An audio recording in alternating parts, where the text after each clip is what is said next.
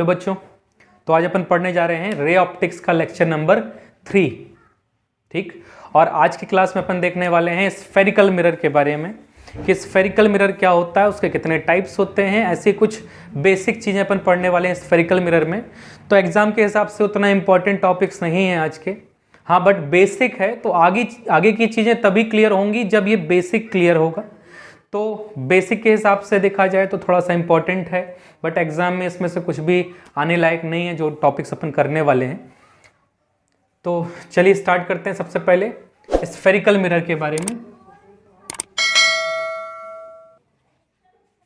Spherical mirror, what is spherical mirror? क्या होता है स्फेरिकल मिरर? तो spherical mirror is a part of hollow sphere, ठीक है, होलोस्फेयर ऑफ ग्लास। यदि स्फेरिकल मिरर बनाना चाहते हो तो उसके लिए क्या चाहिए होगा अपन को? सबसे पहले अपन को चाहिए होगा एक होलोस्फेयर ग्लास का, ठीक है। इस होलोस्फेयर को सबसे पहले अपन ने क्या कर दिया, बीच में से कट कर दिया 2 पीसेस में। इस टाइप से 2 पीसेस में अपन ने इसको डिवाइड कर लिया। अब इस पार्ट में अपन ने इसके आउटर साइड पर एक पॉलिश की है सिल्वर, और इस वाले पार्ट में इसके इनर साइड पर पॉलिश कर दी है, ठीक है। तो अब यदि बात करें तो इस स्फीयर का, जिस स्फीयर से अपन ने ये 2 मिरर्स बनाए हैं, उसका एक सेंटर भी होगा। उसका एक सेंटर होगा जिसको अपन क्या कहते हैं? सेंटर ऑफ कर्वेचर कहते हैं। Centre of curvature is the center of the holosphere of glass of which a spherical mirror is a part. Center of curvature उस होलोस्फेयर का सेंटर है जिस होलोस्फेयर का पार्ट होता है मिरर, जिसमें से अपन ने मिरर बनाया है, ठीक है। तो उस होलोस्फेयर के सेंटर को अपन कहते हैं सेंटर ऑफ कर्वेचर। तो अब देखो, that part of the holosphere whose reflecting surface, ये सरफेस कौन सी है? रिफ्लेक्टिंग सरफेस है, इसको अपन कहते हैं रिफ्लेक्टिंग सरफेस, ठीक। ये अंदर साइड, यहां पर ये जो अंदर वाली साइड है इसको रिफ्लेक्टिंग सरफेस, यहां पर ये जो बाहर दिख रही है इसको अपन रिफ्लेक्टिंग सरफेस कहेंगे, ठीक है ना। जिस साइड पेंट किया है उसके अपोजिट वाली साइड क्या होती है? रिफ्लेक्टिंग होती है। तो ये रिफ्लेक्टिंग सरफेस और एक ये रिफ्लेक्टिंग सरफेस है। तो that part of the hollow sphere whose reflecting surface is towards the centre of the hollow sphere, ठीक है। वो पार्ट जिसका reflecting surface towards the centre है, that is called concave mirror. Concave mirror, and that part of the holosphere whose reflecting surface is away from the center is called convex mirror.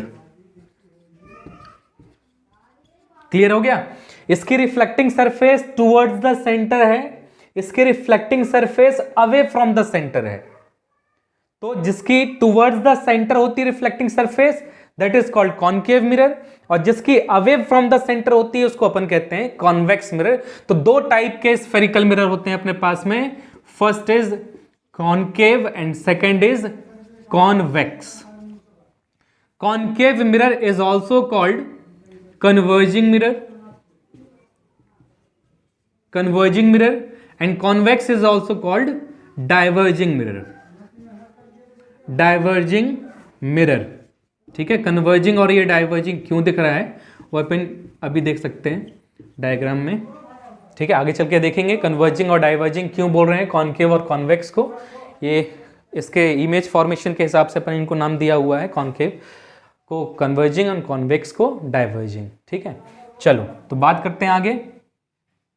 तो अब बात करते हैं कुछ छोटे छोटे टर्म्स की समझते हैं। तो सबसे पहले अपन ने एक मिरर बनाया, कौन सा मिरर है ये?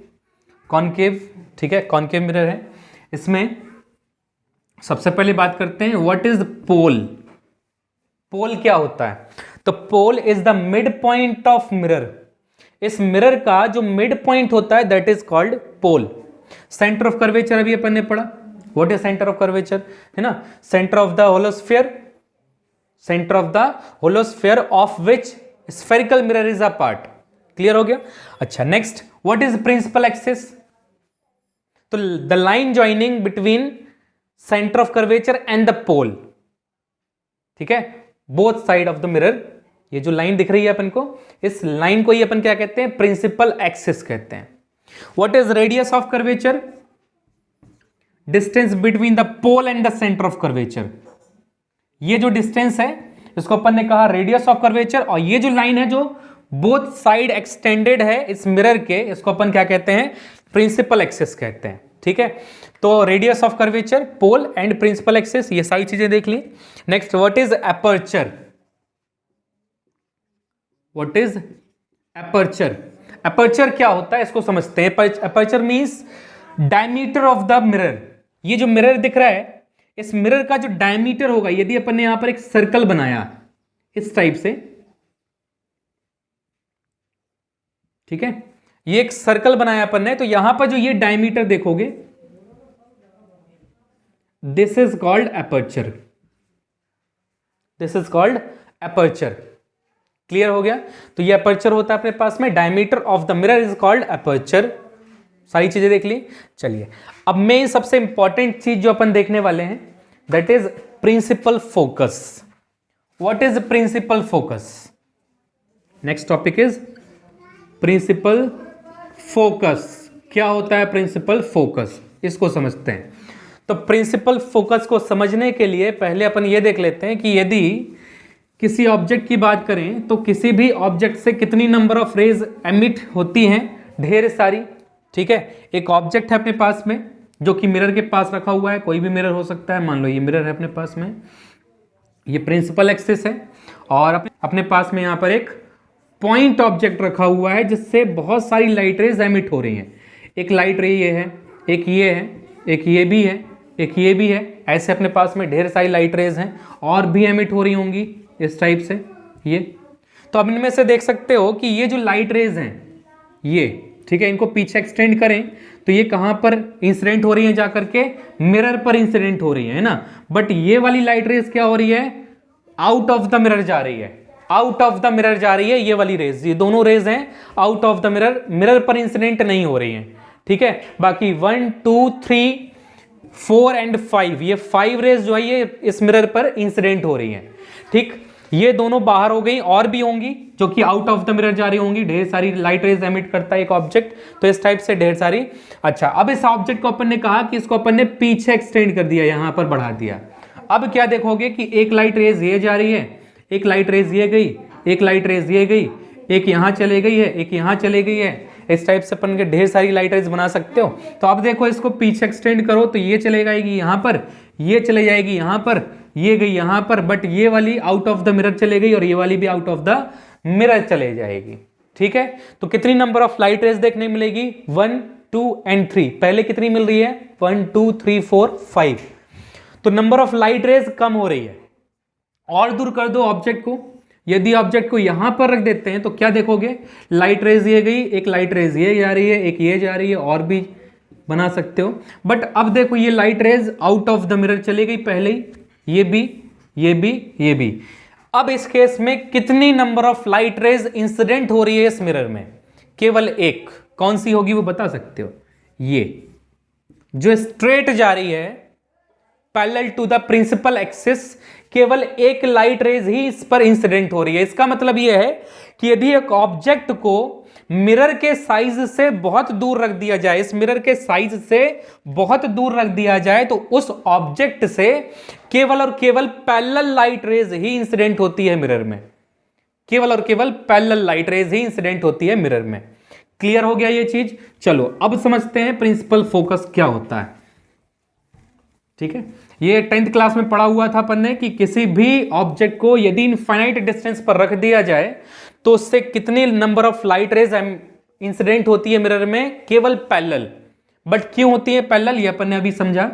तो अपने पास में एक मिरर है जो कि कॉनकेव मिरर अपन ने लिया हुआ है, और इस पर लाइट रेज इंसिडेंट होंगी। यदि ऑब्जेक्ट कहां पर रखा हुआ है, इन्फिनिटी पर, तो यहां पर जो number of light raise emit हो रही होंगी वो केवल क्या होंगी, पैरेलल लाइट रेज होंगी, केवल और केवल पैरेलल।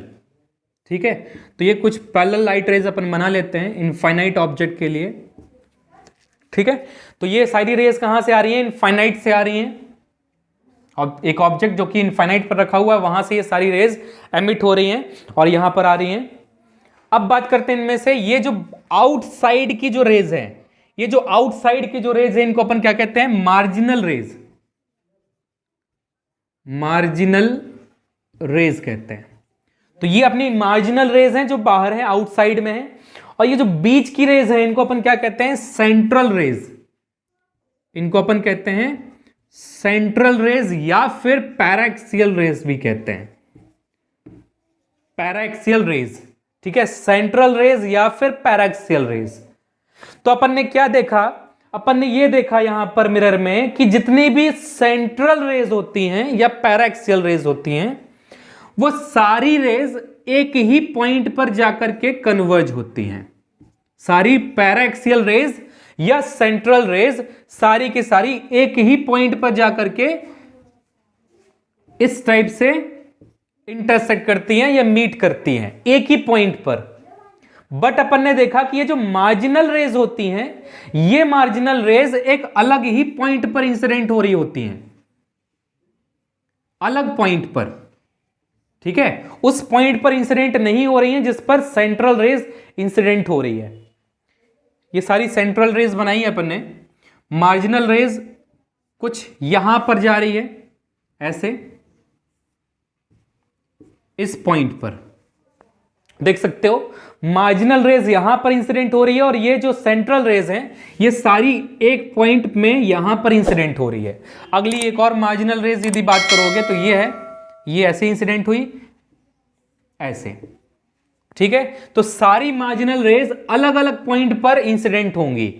सारी मार्जिनल रेज अलग अलग पॉइंट पर इंसिडेंट हो रही होंगी, लेकिन जितनी भी सेंट्रल रेज होंगी वो सारी एक ही पॉइंट पर इंसिडेंट हो रही होंगी।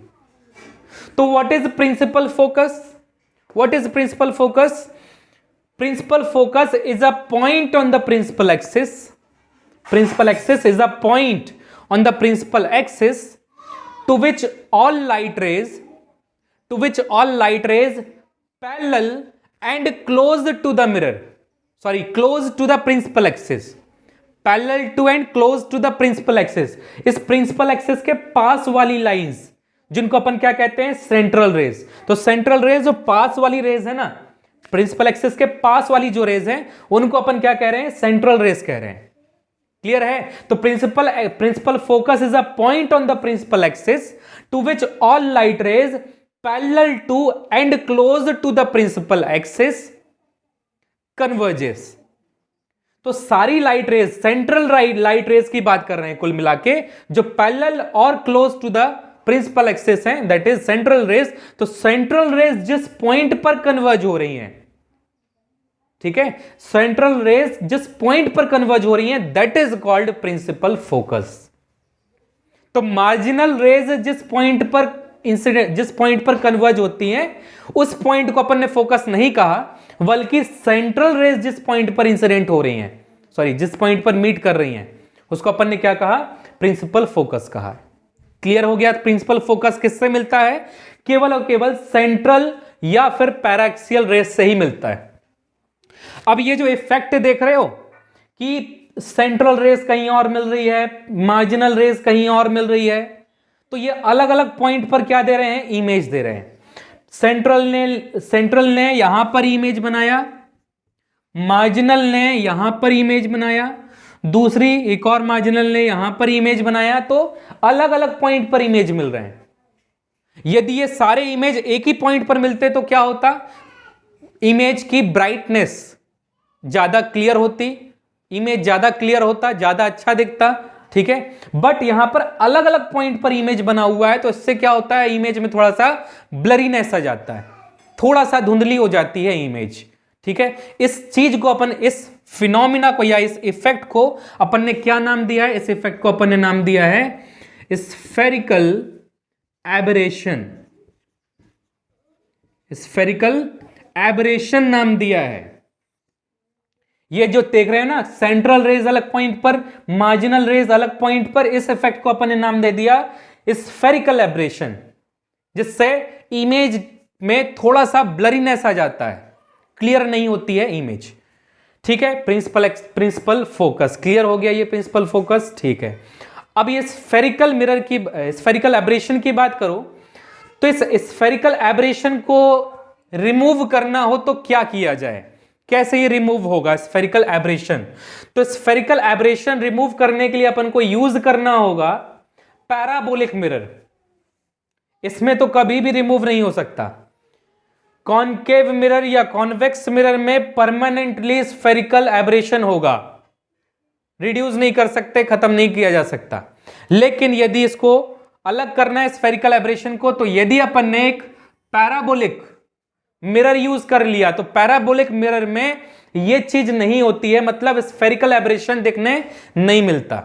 सारे के सारे लाइट रेज एक ही पॉइंट पर जाकर के कन्वर्ज होते हैं। ठीक है, तो यदि अपने पास में एक पैराबोलिक मिरर है इस टाइप से, जिस पर पैरेलल लाइट रेज इंसिडेंट होती हैं इस टाइप से, ऐसे, तो क्या होता है, ये लाइट रे इंसिडेंट हुई, यहां पर रिफ्लेक्ट होकर यहां पर मीट करी, ऐसे, ये भी इंसिडेंट हुई, यहां से ये भी रिफ्लेक्ट होके सेम उसी पॉइंट पर जाकर के क्या हो जाती है, कन्वर्ज हो जाती है। तो सारी की सारी रेज कहां पर मीट करती हैं, केवल एक सिंगल पॉइंट पर मीट करती हैं। तो इमेज की क्लैरिटी ज्यादा होती है, ब्लरीनेस नहीं आता है इमेज में, मतलब स्फेरिकल एब्रेशन नहीं होता है पैराबोलिक मिरर में। ठीक है, तो याद रखें कि स्फेरिकल एब्रेशन यदि अलग करना हो तो किस टाइप के मिरर को अपन को यूज करना होगा, पैराबोलिक। ठीक, चलिए, तो ये तो था अपने पास में प्रिंसिपल फोकस। तो ये जो प्रिंसिपल फोकस अपन ने देखा कॉनकेव मिरर में, ये जो प्रिंसिपल फोकस अपन ने देखा एक कॉनकेव मिरर में, इस प्रिंसिपल फोकस को अपन कहते हैं रियल फोकस, रियल फोकस। ठीक, अपन ने लास्ट क्लास में देखा था कि यदि number of light rays actually meet करती हैं एक दूसरे को, तो वहां पर एक रियल इमेज देखने मिलता है, और यदि अपीयर्स टू डाइवर्ज दिखता है तो वहां पर एक वर्चुअल इमेज देखने के लिए मिलता है। तो यहां पर लाइट रेज एक्चुअल में मीट कर रही हैं, तो ये क्या कहलाएगा, रियल फोकस कहलाएगा। ठीक है, क्लियर हो गया। अब बात करते हैं यहां पर अपन कॉन्वेक्स मिरर के लिए। कॉनकेव मिरर में रियल फोकस देखने के लिए मिला, कॉन्वेक्स में देखते हैं क्या होगा। तो अपने पास में एक कॉन्वेक्स मिरर है इस टाइप से, जिसकी रिफ्लेक्टिंग सरफेस बल्जिंग होता है, उठा हुआ होता है। ठीक, तो ये अपने पास में एक कॉन्वेक्स मिरर है, इस पर लाइट इंसिडेंट करते हैं पैरेलल लाइट रेज इस टाइप से। तो ये भी क्या होने वाली है, यहां से रिफ्लेक्ट हो जाएगी कुछ इस टाइप से, ये भी रिफ्लेक्ट हो जाएगी ऐसे। ठीक है, तो ये दोनों लाइट रेज देखो, ये जो दो लाइट रेज हैं ये एक्चुअल में कभी मीट नहीं करने वाली, बट यदि इन दोनों को पीछे एक्सटेंड कर दिया जाए दोनों को, तो ये एक पॉइंट पर जरूर क्या कर सकती हैं, मीट कर सकती हैं इस पॉइंट पर, जिसको अपन क्या कहते हैं, प्रिंसिपल फोकस कहते हैं। ठीक है, रियल में कभी मीट नहीं करेगी, बट यदि पीछे एक्सटेंड कर दिया जाए तो यहां पर मिलते हुए दिख रही है अपन को। This is called principal focus and virtual principal focus, virtual principal focus, इसको अपन क्या कहेंगे, वर्चुअल प्रिंसिपल फोकस कहेंगे। ठीक है, बिकॉज यहां पर लाइट एक्चुअल में मीट नहीं कर रही है, एक्चुअल में मीट नहीं कर रही है, तो ये जो फोकस देखने मिला ये अपन का है वर्चुअल प्रिंसिपल फोकस। यहां पर भी वही चीज होगी, ये जो प्रिंसिपल फोकस है ये भी केवल किस लाइन से मिलने वाला है, सेंट्रल रेज से ही मिलने वाला है। स्फेरिकल एब्रेशन यहां पर भी देखने मिलेगा, मार्जिनल रेज फोकस पर जाकर कन्वर्ज नहीं होती है। ठीक है, क्लियर हो गया। तो ये था अपने पास में एक प्रिंसिपल फोकस का टॉपिक, क्लियर है। चलिए, तो अब बात करते हैं अपने यहां पर साइन कन्वेंशन की। साइन कन्वेंशन, ठीक है, तो साइन कन्वेंशन अपन बात करेंगे कॉनकेव मिरर के लिए या कॉन्वेक्स मिरर के लिए, सभी के लिए सेम होता है। ठीक, ये अपन ने देखा कि ये पोल है। तो फर्स्ट साइन कन्वेंशन है अपने पास में कि all distances are measured from pole. सारी डिस्टेंसेस कहां से मेजरमेंट करनी है अपन को? पोल से मेजरमेंट करनी है। ठीक है, कोई भी डिस्टेंस लेनी है तो केवल पोल से ही मेजरमेंट होंगी। सेकेंड पॉइंट है अपने पास में all distances in the direction of incident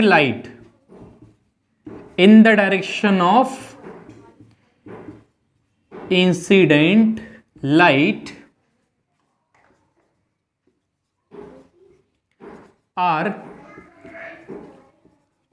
taken as positive। ठीक है, जितनी भी डिस्टेंसेस हैं जो कि इंसिडेंट लाइट की डायरेक्शन में हैं सारी पॉजिटिव होंगी, and those which are opposite to the direction of incident light which are opposite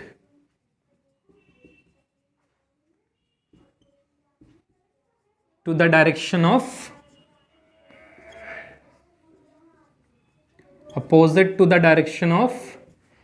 incident light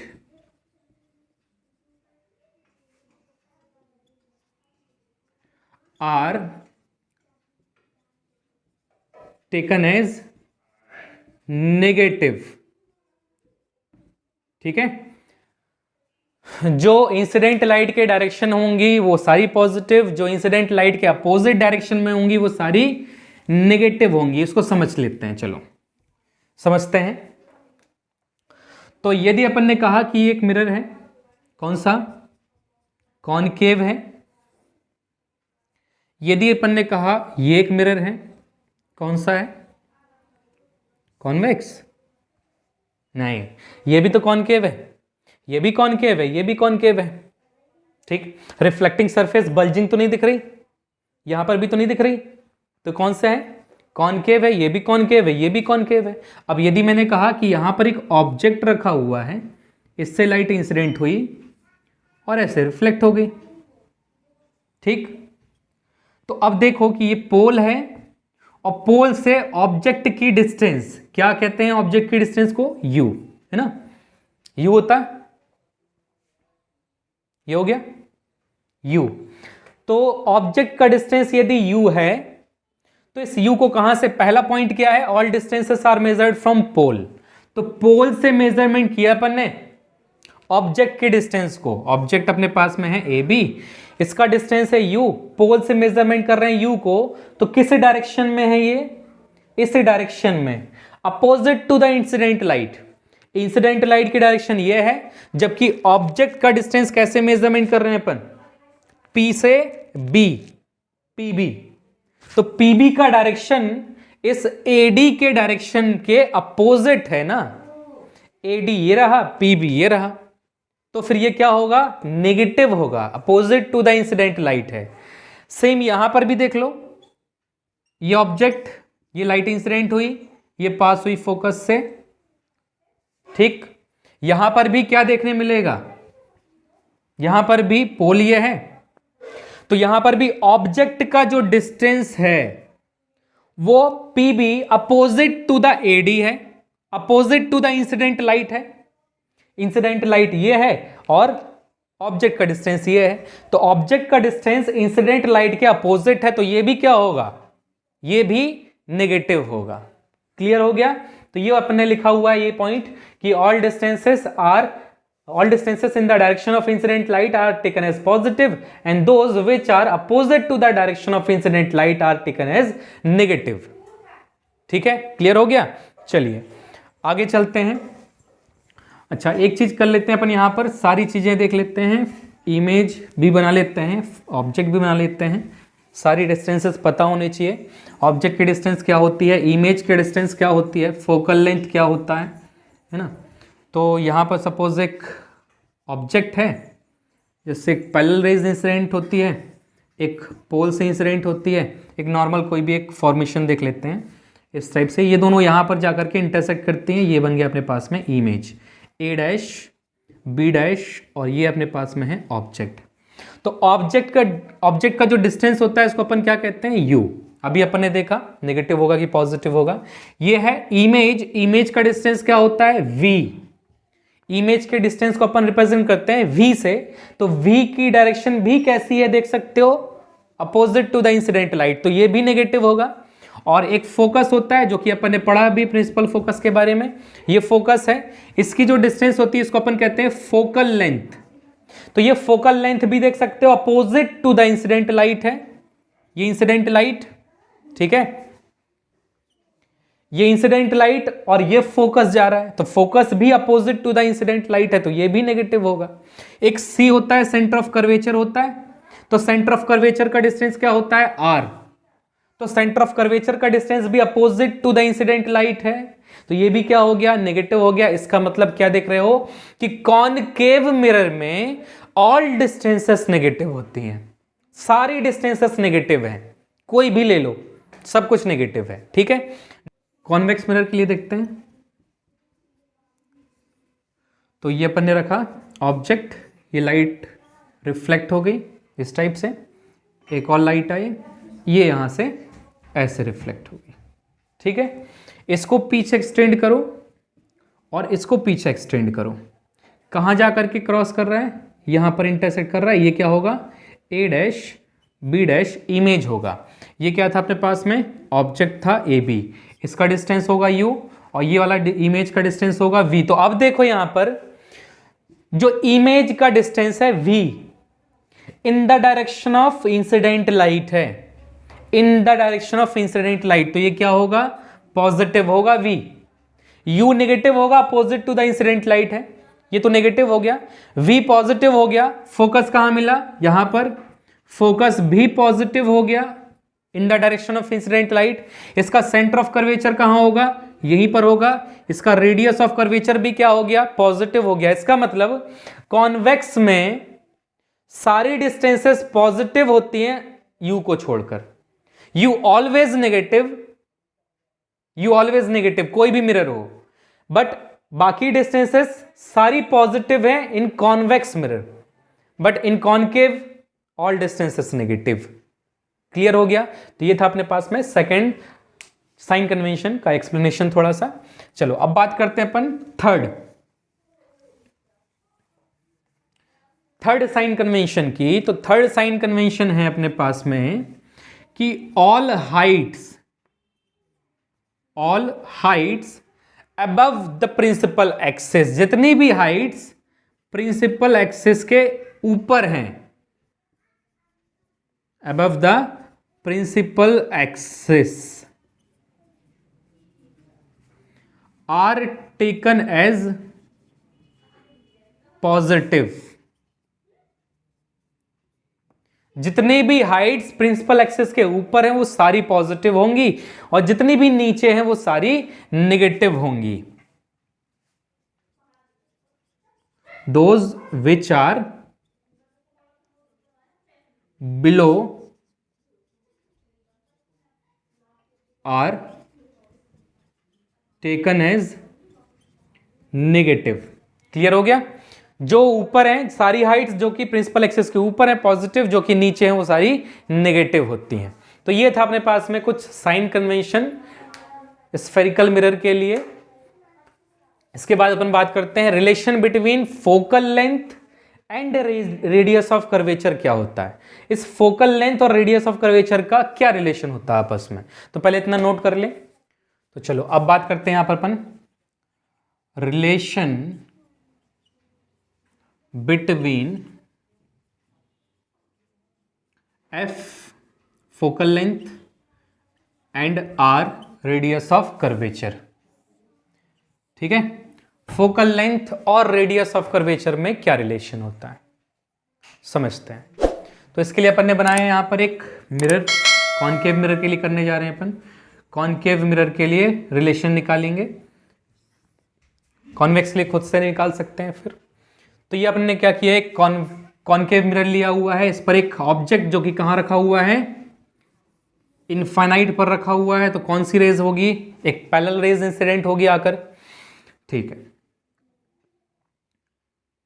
अब रिफ्लेक्ट होके किस पॉइंट से पास होगी, फोकस से, क्लियर, फोकस से पास हो जाएगी, ये पोल है।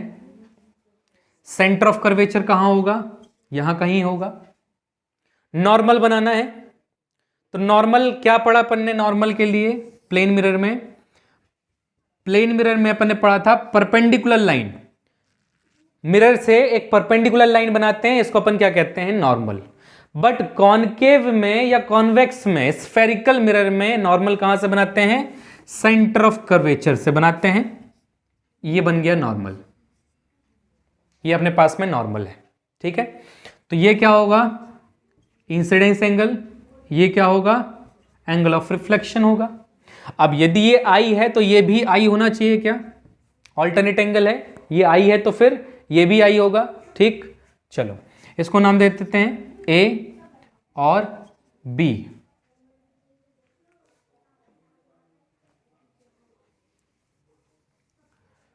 तो डायग्राम हो गया है कंप्लीट। अब समझते हैं कि कैसे प्रूव करना है एफ और आर के रिलेशन को। तो सबसे पहले angle of A B C, angle of A B C equal to I, ये एंगल कितना है, आई है। और एंगल सी बी एफ कितना है, सी बी एफ कितना है, आर है, ठीक, ओके। अब यदि ये आई है तो ये भी आई है ना, मतलब एंगल बी सी एफ ये भी कितना है, आई है, ठीक है, ऑल्टरनेट एंगल है, तो ये भी आई हो गया। अब according to law of reflection, law of reflection, angle i equal to angle r, we know that angle of i equal to angle r according to law of reflection. यदि i equal to are है तो यहां से देखो ये आई और ये are भी तो है, तो यहां से अपन बोल सकते हैं angle B C F equal to होगा एंगल सी बी एफ के, होगा angle B C F equal to angle C B F, B C F C B F, ये सी बी एफ, ठीक है। तो ये दोनों एंगल्स इक्वल हैं यदि, तो अपन ने किसी भी ट्रायंगल की प्रॉपर्टी में पढ़ा है, ट्रायंगल सी बी एफ में ले लिया जाए तो in triangle C B F यदि दो एंगल्स इक्वल हैं तो उनके सामने की साइड्स भी तो इक्वल होंगी, तो क्या मिल जाएगा यहां पर, B F equal to C F मिल जाएगा। एंगल के सामने वाली साइड्स भी इक्वल होती हैं, इक्वेशन नंबर 1। अब बात करते हैं यदि इस मिरर का एपर्चर स्मॉल हुआ, if aperture is small, if aperture is small, यदि इस मिरर का एपर्चर स्मॉल हुआ तो क्या होगा, यदि एपर्चर स्मॉल हुआ तो ये जो डिस्टेंसेस हैं बी एफ और पी एफ ये दोनों क्या हो जाएंगी, इक्वल हो जाएंगी, B F equal to P F मिल जाएगा, ठीक है। एपर्चर यदि स्मॉल हुआ मतलब मिरर किस टाइप से बना हुआ अपन का, इस टाइप का। एपर्चर स्मॉल होने का मतलब यदि एक मिरर बनाया अपन ने ये और एक मिरर बना हुआ है ये, एपर्चर किसका स्मॉल है, एपर्चर इसका स्मॉल है, इसका बड़ा है एपर्चर, है ना। तो एपर्चर यदि स्मॉल होगा तो क्या देखने मिलेगा, देखो एपर्चर यदि स्मॉल होगा तो ये अपन ने कहा कि ये अपने पास में B है और ये अपने पास में एक F है और ये है P, तो इसमें BF और PF क्या दिख रहा है, कोई डिफरेंस नहीं दिख रहा, लगभग हल्का सा डिफरेंस है जो कि नेग्लिजिबल हो सकता है। बट इस केस में देखो यदि ये P ये F और ये है B, तो इस केस में क्या ये डिफरेंस को अपन नेग्लिजिबल कर सकते हैं, PF और BF को काफी डिफरेंस है। तो यहां पर देख सकते हो यदि अपर्चर लार्ज हुआ तो PF और BF को इक्वल नहीं बोला जा सकता, लेकिन यदि अपर्चर स्मॉल है तो BF इक्वल टू PF बोल सकते हैं। तो यदि ऐसा है तो इक्वेशन नंबर 2 हो गया। फ्रॉम 1 एंड 2, फ्रॉम 1 एंड 2 क्या दिख रहा है, लेफ्ट लेफ्ट इक्वल है, देन राइट भी इक्वल होगा, that is PF equal to CF। तो अपन ने क्या प्रूफ कर दिया, P F equal to C F proof कर दिया। P F equal to C F मतलब F is the mid point of P C, मतलब F is the mid point of P C. ठीक है, तो इसको साफ करते हैं। तो अब देखो क्या करना है, यदि P F equal to C F है मतलब F is the mid point of P C, then P C equal to क्या बोला जा सकता है, P F plus C F बोल सकते हैं, P F plus C F. या फिर अपन को पता है कि सी एफ किसके इक्वल है, पी एफ के, तो इसको भी पी एफ लिख लिया, सी एफ को पी एफ लिखा तो क्या मिल जाएगा, 2pf मिल जाएगा यहां पर। तो क्या मिला, P C equal to 2pf, twice of pf। अब साइन कन्वेंशन लगाएं तो साइन कन्वेंशन से pc की वैल्यू क्या होगी और pf की वैल्यू क्या होगी। pc मतलब रेडियस ऑफ कर्वेचर, pf मतलब फोकल लेंथ। तो अभी अपन ने साइन कन्वेंशन पढ़ा, इंसिडेंट लाइट के डायरेक्शन के अपोजिट डायरेक्शन में दिख रहा है ये, तो ये क्या होगा, माइनस आर होगा, और ये क्या होगा, माइनस एफ होगा। पुट करते हैं यहां पर पीसी की वैल्यू माइनस आर, और ये हो जाएगी 2 into minus F, minus minus cancel हो जाएगा, क्या मिल रहा है, क्या मिल रहा है final, are equal to 2f, या फिर f equal to R upon में 2। ठीक है, तो ये अपने पास में फाइनल रिलेशन होता है between f and r। Clear हो गया। तो ये कुछ टॉपिक्स थे आज की क्लास के लिए। ठीक है, तो आज के लिए बस इतना ही, बाकी मिलते हैं नेक्स्ट क्लास में नेक्स्ट वीडियो के साथ में।